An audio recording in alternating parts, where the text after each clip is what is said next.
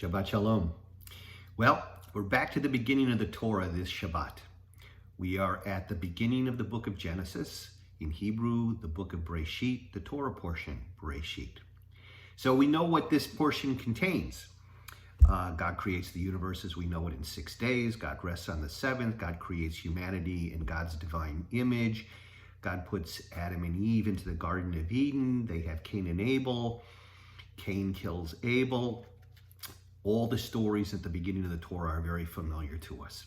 But what I'd like to share with you today is how when God began creating the heaven and earth, the Torah tells us the earth was unformed and void.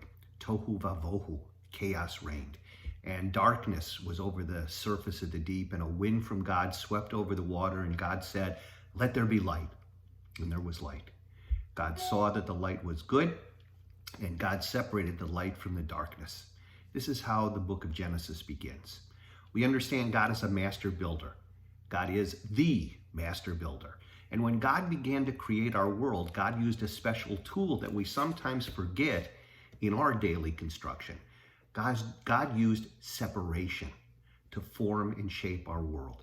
God separated the waters to make sky and sea. God separated the land from the sea. But in the very beginning, during those early steps, God separated the light out of the darkness. The world, we were told, was a place of chaos and emptiness. Tohu vavohu, darkness, a very scary place. God dug deep into that darkness and pulled out the light. As beings created B'Tselem Elohim in the image of God, we have the natural ability to separate as well. This is our world, a world of light drawn from the darkness.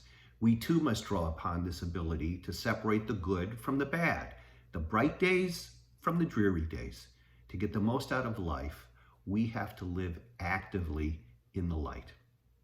Maimonides, the 12th century Spanish Jewish luminary, drives home this same notion, urging us to explore our human freedom in his great work, Shmona Prakim, an introduction to the commentary on the Mishnah, the portion of Avot, or we would know the ethics of our fathers.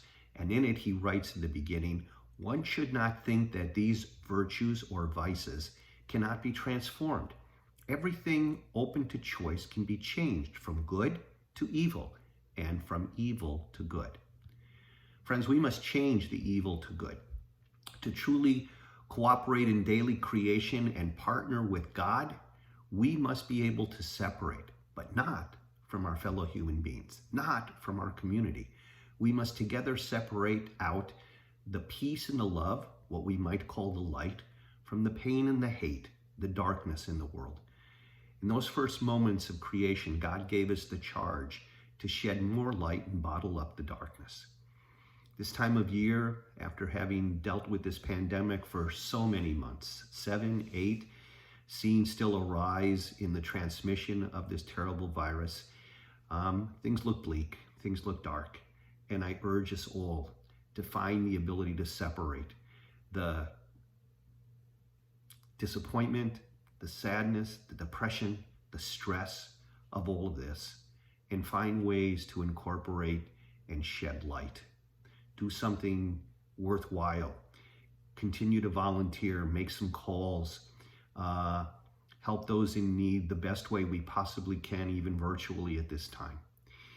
I hope and pray that all of us can separate the difficulty of what we have living in our current situation with the light, the ability still to be alive, to celebrate the dawn of each new day, to celebrate the natural wonders of the world, to celebrate the fact that our technology that we have can help us to stay connected, that we have ways to reach out and share with others and connect with others.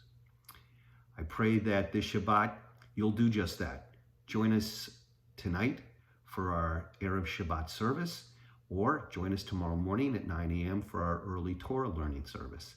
And hopefully we'll take a few minutes to separate ourselves from the ordinary humdrum of the day and of the week and of life, and maybe share in a few words of holiness and uplift through the study of Torah and prayer together.